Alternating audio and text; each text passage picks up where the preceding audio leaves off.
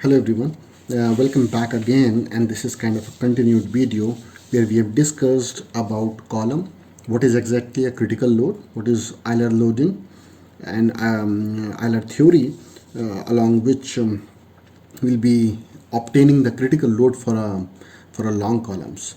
And in this video we said that we're going to discuss what is slenderness ratio, and then we'll further move towards and see the Rankine theory. So these all things we have discussed. Let's again first of all recall what is in the Euler theory was. In the Euler theory we have a critical load, and that critical load, or you can see in this section, in that critical load we have pi square ei minimum upon L effective. The critical load at which the column buckles, and this is equals to basically I minimum, the minimum of the two moment of inertia, ixs or iyy or ixx, the minimum of the two will take, and the effective length. Effective length is, as I said, will be based upon different boundary conditions, and there are usually four ways by which we can describe the columns. That means at different end conditions we can place columns in this way. Like we can have pinned supports at both the ends of the column. We may having as a fixed support here only, this is the effective length. We may be having another condition in which we'll be having, like I've given the example of a submersible pump here I've given, and this is how the effective length is calculated. Half of this is here and the another half is the mirror image of the it means half of it is inside the earth and half of it is outside the earth. So the overall length is 2 times L. So in the derivation you won't find this. In the derivation it only comes as 2 times. And in another condition which has one end pinned and another end hinged, so in that condition you will be having an L effective as L by root 2. So in most of the objective questions we'll be seeing such type of things, that which of the condition is for which condition, with pin hinged having a square root of L by 2, or which factor is there for which condition. So we'll be remembering this factor, and then we'll be going to choose the L effective for the loading conditions. Further, we, as I said, we'll be discussing towards understanding of the slenderness ratio. It's an important topic of the columns, and you will be seeing why it is important. It's important in the sense that the slenderness ratio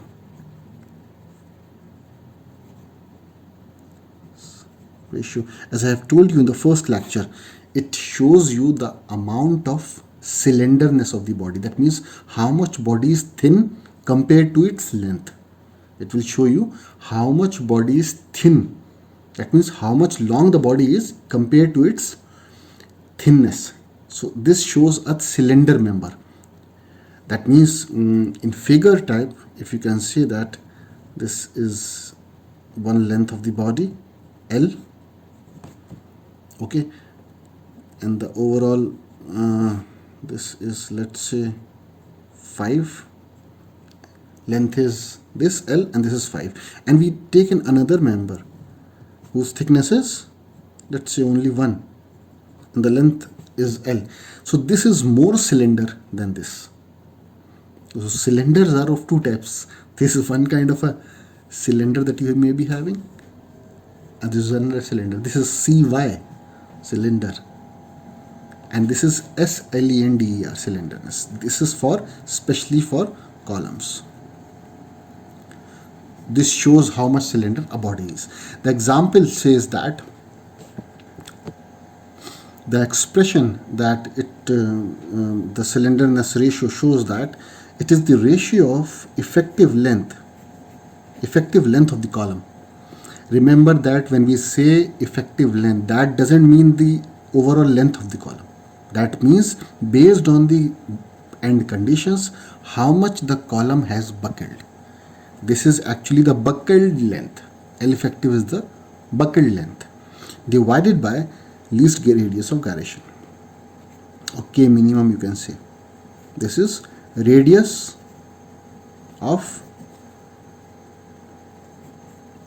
gyration. radius of gyration of column. So since the members are cylinder, so we know that this radius of gyration would be incorporating in this. So this ratio actually is the slenderness ratio, and L effective is the effective buckled length. If this column buckled like this, then this is the effective length, L effective for a column. And what will be K minimum? The K minimum, we know that the radius of gyration is, minimum value is square root of I by A. And for this condition, the cross-sectional area here, the cross-sectional area of the column, let's say it is B and this is D. So if our section is rectangular, this is B D cube by 12. Want to take an IXX, and you can change this and put as DB cube by 12. By changing the lengths, you can obtain different moments for a rectangular section. And for circular section, for circular cross section of the column, the moment of inertia is pi d to the power 4 by 64. Through this you can obtain the moment of inertia along the x and along the y direction. So you take the minimum of this. Since this is K minimum, so you take the minimum of the radius of gyration divided by the cross-sectional areas. Cross-sectional area will be same. There is no minimum of it, but the moment or the I minimum, the moment of inertia, will be different. And we know that everybody knows what is radius of gyration. Gyration is the amount of mass placed at a certain distance, and that radius from a particular axis to that mass point is known as the radius of gyration. And so a particular minimum value of this is very important. So the ratio I minimum by A is the K minimum, and that K minimum, that means L effective by K minimum, is your slenderness ratio, SR, slenderness ratio. So in most of the problems you have this condition of obtaining the slenderness ratio. And now the important thing is that this slenderness ratio, the effect can be incorporated in the expression or the critical loading expression. We can incorporate this expression there only. Now this condition SR equals to L effective by K minimum, and you can take up that critical load. So this is actually P equals to pi square EI upon L square. So in this case you can divide it by the area on both the sides. This is basically I minimum condition with L effective will be having. So this becomes the effective stress or Euler stress equal to P square E, and this becomes I minimum upon L effective square times your area A, and this can be further written as E K square, where K is the radius of gyration divided by the L effective square, and the ratio here can be written as pi square E divided by S square, if S is the slenderness ratio. We know that the slenderness ratio is equal to L effective by K minimum. Here we can also say that since the I is minimum, so I by A will be K square minimum.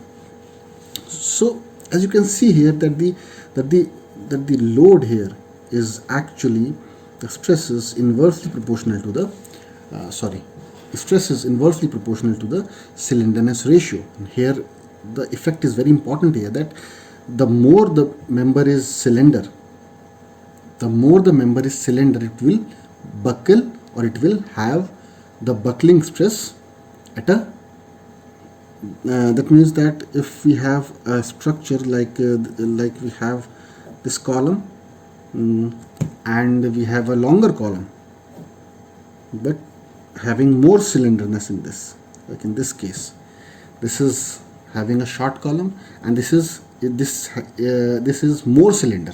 because the S in this case, the L effective will be and K will be higher for this. So this will be more slender than this. So it will be failing by buckling, and it will be failing earlier because the corresponding load will be smaller for this. So at a smaller load it will fail. This will fail at a higher stress. Higher Euler load will fail at a smaller stress. So in this case, you can say that the slenderness ratio for a large column. So you can say that the slenderness ratio for a large column, long column, this is higher than the slenderness ratio for a short column. Slenderness ratio for a long column will be more than the slenderness ratio for a short column. However, the stress will be against this. That means for the large column, we will be having a lower stress. However, for the sigma Euler for short column will be higher, and sigma Euler for long column will be a bit lower, considering this ratio. So this is, now you're going to understand what the slenderness ratio is and how you can, just by looking at the slenderness ratio, you can tell us which column will buckle when. You can see the dimensions of the column, and you can effectively produce the show of the length of the slenderness ratio of the column. You can effectively obtain the slenderness ratio, and then you can compare it with the stresses. You can also obtain the stresses from the Euler equation. So I hope the slenderness ratio concept is a bit clear to you. Now we'll move forward and we'll be discussing about, before we discuss about Rankine theory, let me again go back and discuss about the long and the difference between the long and the short column. And as you can see in this one, we have discussed about two types of columns, the long one, like in this case, the short column actually fails by crushing. However, the long column fails by buckling. So then further we have seen the different end conditions to this. Now I would like to tell you one more thing about this, that we have seen that such type of loading conditions in which the load is load is applied from the top, and this is a length of the member. This is very large length, and load is applied from the top. So such type of buckling occurs. These are columns. These are known as columns. Now what I wanted to say, that in some of the examination or some objective examination, they also say columns as struts, S-T-R-U, struts. They also say columns by these names.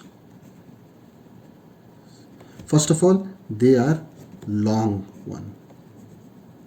So struts are a particularly long columns in which the loading is a bit in a different way. Like for example, in a crankshaft piston, condition, you have seen that this is a piston condition, crankshaft condition. So in this type of a condition, this is a column for you. However, load is being applied from both the sides. This is where the load is applied, and this is kind of taking the load, getting rotated. So this is a crankshaft of the connecting rod. So in this case, this is a column. However, the loading conditions is a bit different. Okay, I mean the loading is also in such a way that usually the loading doesn't occur from the top. Doesn't occur from the top. So connecting rod, piston rods, these types of things, etc., comes under struts. They are also columns, but in which the load is not axially applied in a compressive manner against the earth. So these are also known as struts. Now I hope these concepts now will be clear to you. What is slenderness ratio and Euler. So we have left with one topic now, a Rankine theory. So we'll be discussing Rankine theory, and as I said in my earlier examples, that the Rankine theory is basically for the they can be used in short columns also, they can be used in long columns all. They can be used in both of them, but mostly they are used in short columns as a demarcation one, because they have a crushing value of the crushing stress they have. Let me show you now. So we have seen that the long column theory is basically applied for the case of Euler theory is basically applied for the case of long columns.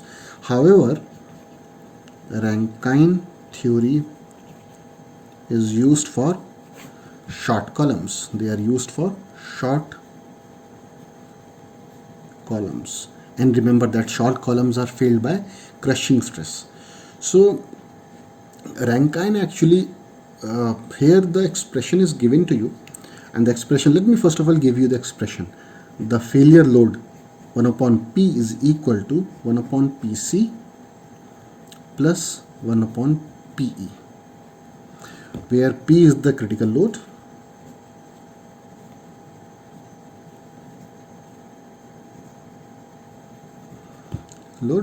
and PC is the, as I said, crushing load, and is also said as crushing load as sigma C times the area. Okay, and sigma C is basically your ultimate crushing stress. You can see that it's an ultimate crushing stress. Okay, A, your area of cross section,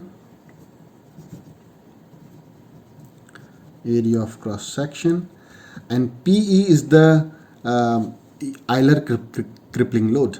So your PE here is the crippling load given by, or critical load given by Euler, I square EI upon LE square. Remember that LE is the effective length. You can also say that EFF.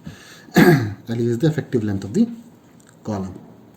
So remember that this expression here, 1 upon P is equals to 1 upon PC plus 1 upon PE, this is not the derived expression. This is an empirical formula.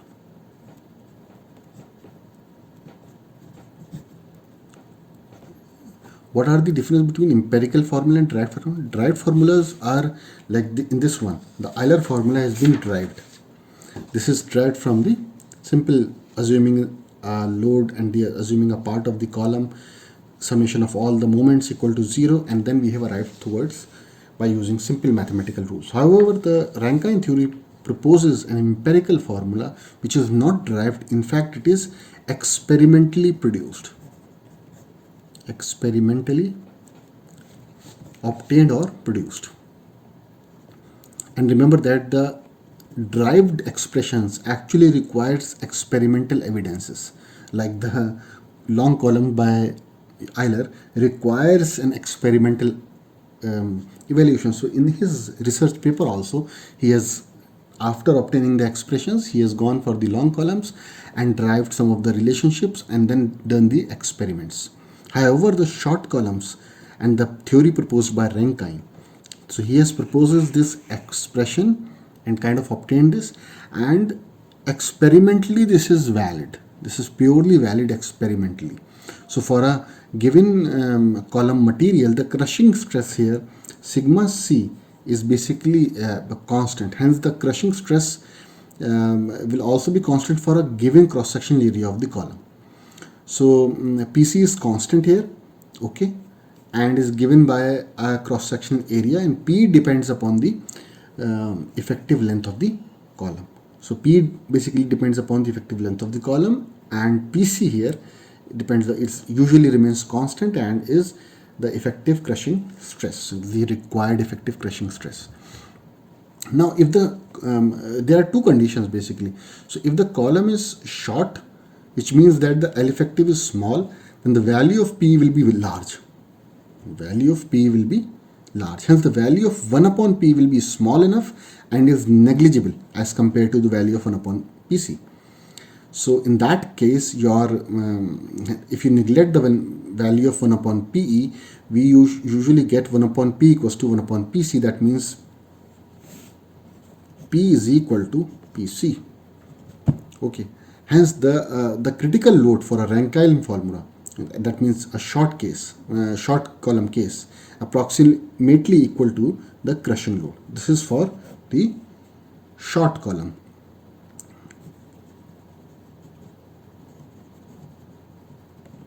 So if the column is short, your 1 upon P will be small and negligible, and your P is approximately equals to the crushing stress requiring by the Rankine formula.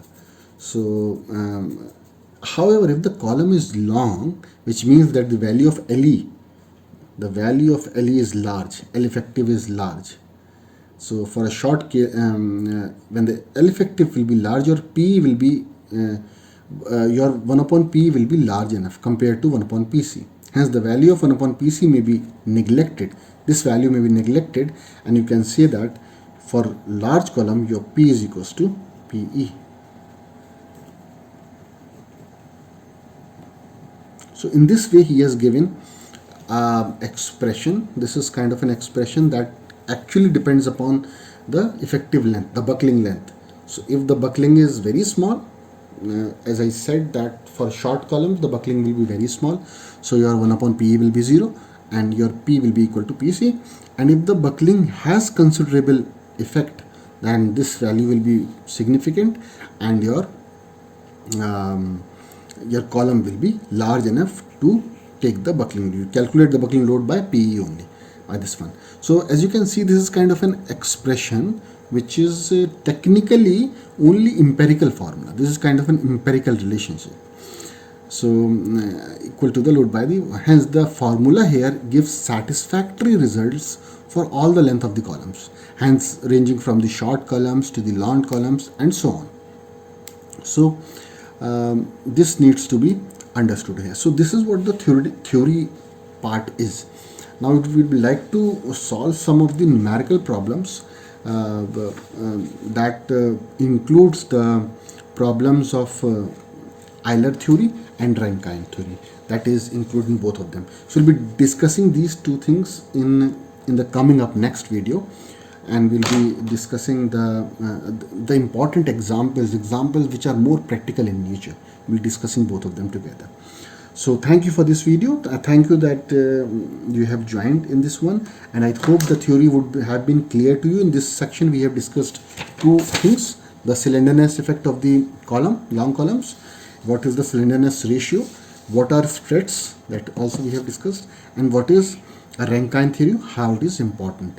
And you can have seen that the Rankine theory for it's kind of an empirical formula only, which actually indirectly depends upon the effective length of the buckling column. So if the column buckles and has a large buckling effect, then your load will be equal to PE. That means you're going to use this one, and if your effective buckling length is very small, then that is considered in the short columns, and your P is equals to PC, that means the crushing stress. You'll be going to use this expression only, which is usually a constant one. So I hope this video would be informative and helpful for you. Thank you.